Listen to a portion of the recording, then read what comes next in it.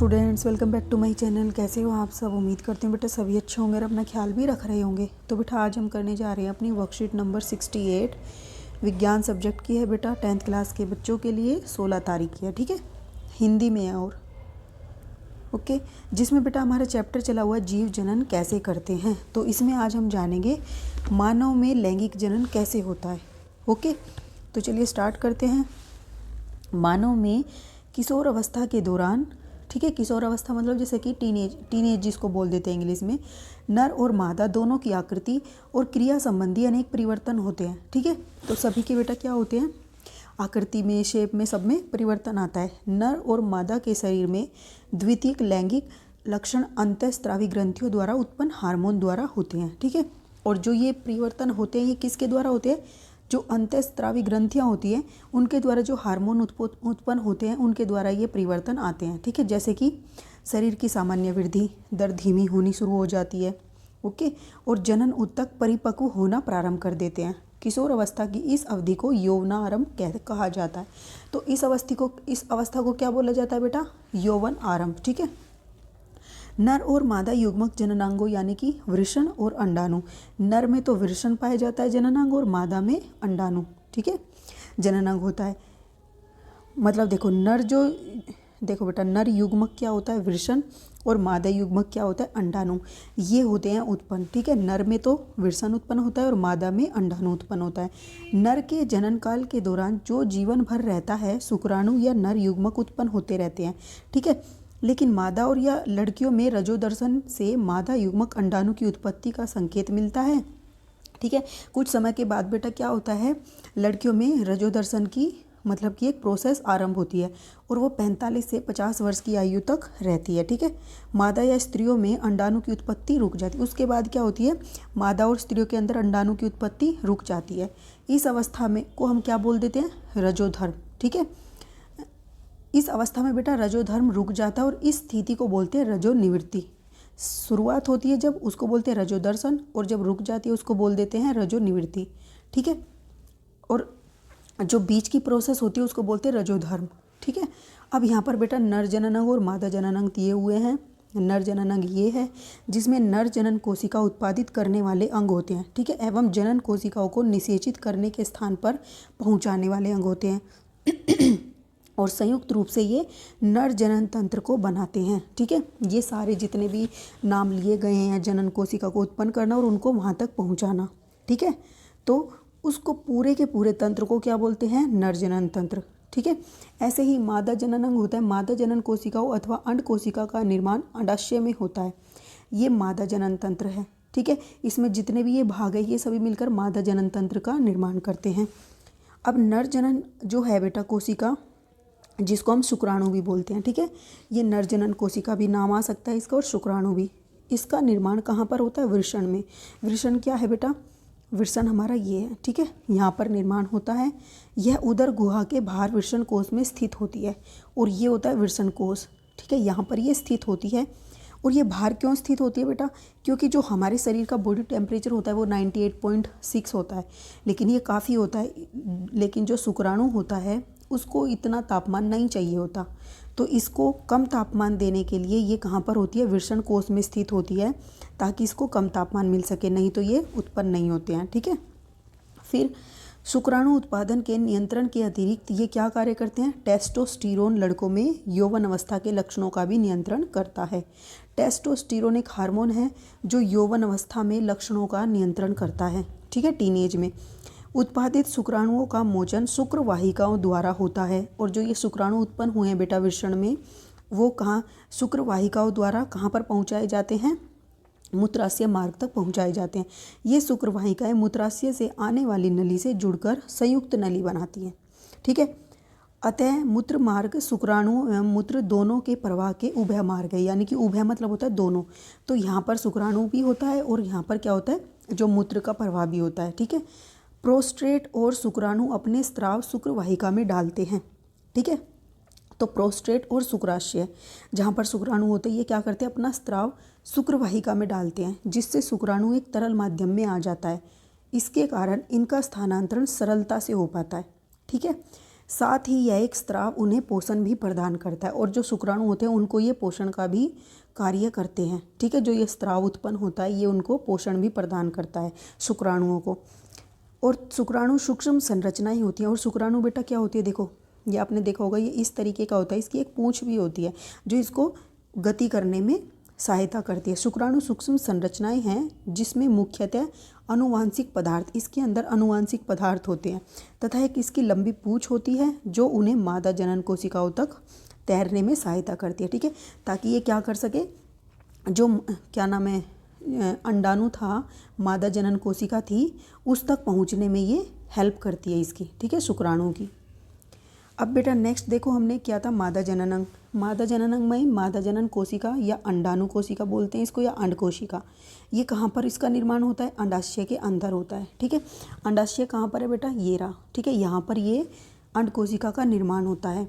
ये हार्मोन जैसे एस्ट्रोजन और प्रोजेस्टेरोन भी उत्पादित करती है। और जो ये क्या होती है, जो अंड कोशिका होती है ये किसका निर्माण करती है, हार्मोन और एस्ट्रोजन। हार्मोन जैसे कि एस्ट्रोजन और प्रोजेस्टेरोन, इन दो हार्मोन का भी निर्माण यहीं पर होता है। ठीक है, अंडाशय में।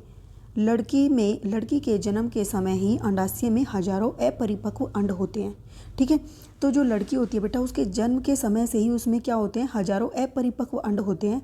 यौवनारंभ में इनमें से कुछ परिपक्व होने लगते हैं, तो दो में से एक अंडाशय द्वारा प्रत्येक माह एक अंड परिपक्व होता है।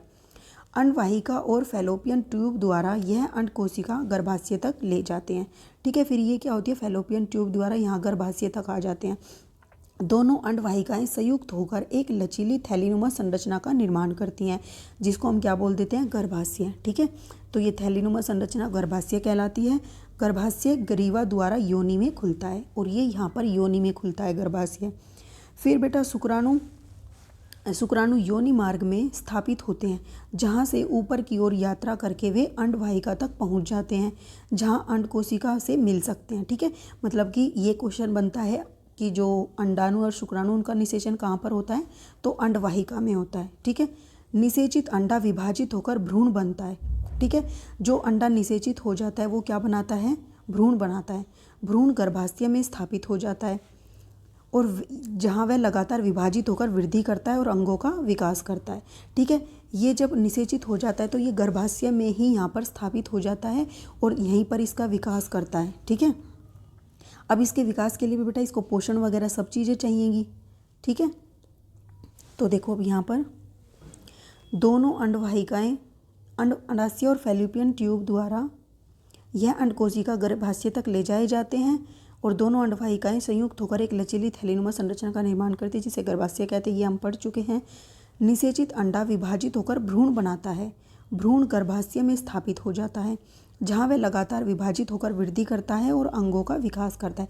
फिर जो वो निषेचित अंडा था बेटा, युग्मनज कोशिका थी, वो भ्रूण बनती है, और भ्रूण से वो गर्भ का रूप धारण कर लेती है, जहाँ पर क्या होता है, उसके फिर अंगों का विकास होने लगता है। ठीक है, उसके बाद माँ का जो शरीर है, माँ का शरीर गर्भ धारण एवं उसके विकास के लिए विशेष रूप से अनुकूलित होता है। अतः गर्भाशय प्रत्येक माह भ्रूण को ग्रहण करने एवं उसके पोषण हेतु तैयारी करता है। उसकी आंतरिक परत मोटी हो जाती है गर्भाशय की। ठीक है, और भ्रूण के पोषण हेतु जो रुधिर वाहिकाएं होती हैं उनमें रुधिर का प्रवाह भी बढ़ जाता है, क्योंकि वो जो न्यून निषेचित कोशिका है उसको पोषण पहुंचाना होता है। भ्रूण को माँ के रुधिर से ही पोषण मिलता है, अलग से कहीं से नहीं मिलता। जो माँ का रुधिर होता है उसी से उसको पोषण मिलता है। इसके लिए एक विशेष संरचना होती है जिसके द्वारा उस तक पोषण पहुंचता है, जिसे हम बोलते हैं प्लेसेंटा। मतलब इस तरीके से होती है बेटा। आप छोटे बच्चों में देखोगे जब उनका जन्म होता है तो उनके जो नाभि होती है उससे एक इस तरीके की नली जुड़ी होती है, उसी को बोलते हैं प्लेसेंटा।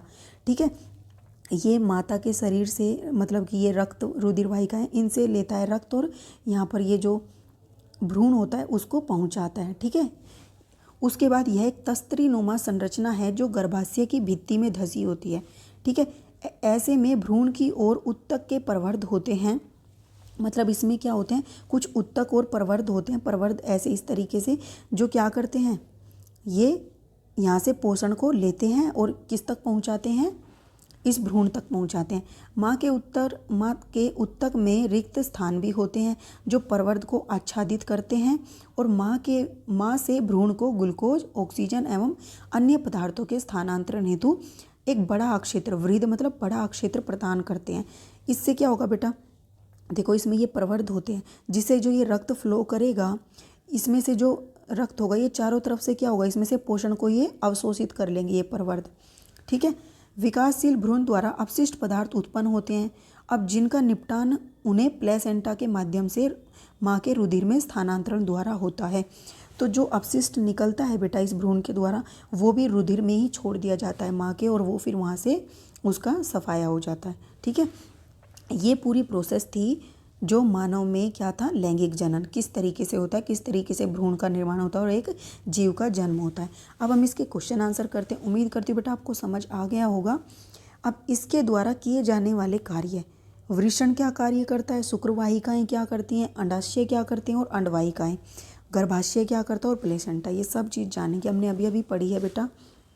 तो देखो जो वृषण होता है वो क्या कार्य करता है, वृषण नर जनन कोशिका यानी कि शुक्राणु व टेस्टोस्टेरोन हार्मोन को उत्पन्न करता है। ठीक है। शुक्रवाहिकाएँ क्या करती हैं बेटा, शुक्रवाहिकाएँ ये शुक्राणुओं को वृषण से शिशन तक पहुंचाती हैं। ठीक है।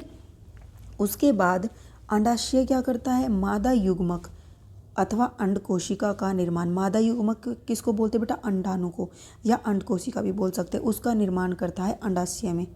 ठीक है। फिर नेक्स्ट है बेटा हमारी अंडवाहिका। अंडवाहिका क्या होती है, अंडाशय द्वारा उत्पन्न अंड कोशिका को गर्भाशय तक पहुंचाने का कार्य अंडवाहिकाएँ करती हैं। ठीक है।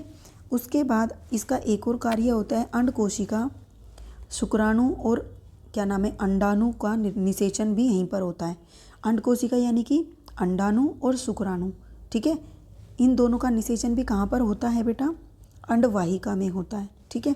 फिर गर्भाशय क्या होता है, हमने अभी देखा था गर्भाशय एक थैलीनुमा संरचना है जहाँ पर शिशु का विकास होता है। ओके। फिर प्लेसेंटा क्या है बेटा, प्लेसेंटा यह एक विशिष्ट उत्तक है, यहाँ माँ के रक्त से ग्लूकोज, ऑक्सीजन व पोषण आदि को भ्रूण को प्रदान करता है, साथ ही अपशिष्ट पदार्थों का निपटान भी करता है। ठीक है। प्लेसेंटा के अंदर ही अपशिष्ट पदार्थों का निपटान भी होता है, ग्लूकोज, ऑक्सीजन और पोषण आदि भ्रूण तक पहुँचते हैं। उसके बाद क्वेश्चन है बेटा, वृषण उदर गुहा के बाहर क्यों स्थित होता है। तो अभी हमने देखा उसको कम तापमान की आवश्यकता होती है, तो वृषण उदर गुहा के बाहर इसलिए स्थित होता है क्योंकि शुक्राणु के उत्पादन के लिए आवश्यक ताप शरीर के ताप से कम होता है। ठीक है। नेक्स्ट क्वेश्चन है बेटा, भ्रूण के रोपण के बाद गर्भाशय में क्या परिवर्तन दिखाई देते हैं। तो देखो भ्रूण के रोपण के बाद गर्भाशय की आंतरिक परत मोटी हो जाती है, भ्रूण के पोषण हेतु रुधिर प्रवाह भी बढ़ जाता है और यह प्लेसेंटा के द्वारा किया जाता है, और धीरे धीरे ये प्लेसेंटा क्या होता है बेटा, विकसित होता रहता है। ठीक है। क्योंकि जैसे जैसे भ्रूण बड़ा होता रहता है, शिशु बन जाता है, तो उसको ज़्यादा उसकी पोषण की आवश्यकता होती है।